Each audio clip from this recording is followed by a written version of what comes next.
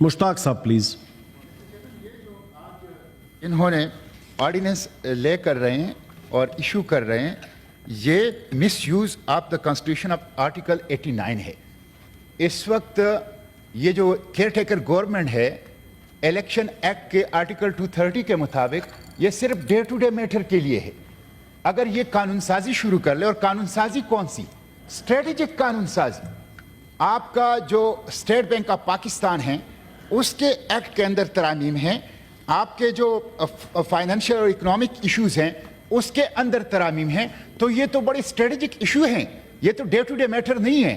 اس وقت پارلیمنٹ موجود نہیں ہے, اور اس وقت یہ آرڈیننس لے ہونا, آرڈیننس کا ایشو ہونا, یہ پارلیمنٹ کو بائی پاس کرنا ہے, یہ کانسٹیٹیوشن کو بائی پاس کرنا ہے, یہ پاکستان کے جمہور اور عوام کو بائی پاس کرنا ہے.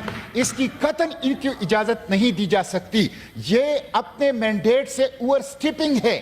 کیئر ٹیکر گورنمنٹ کے پاس سرے سے یہ اختیار نہیں ہے کہ وہ لیجسلیشن کریں, اور کیئر ٹیکر گورنمنٹ کے پاس سرے سے یہ اختیار نہیں ہے کہ وہ IMF کی دباؤ میں, ورلڈ بینک کے دباؤ میں وہ قانون سازی کریں جس سے عوام اور عوام کے نمائندے بے خبر ہوں. اس لیے اس کو کسی صورت میں لے نہیں ہونا چاہیے. تھینک یو جی, تھینک یو جی.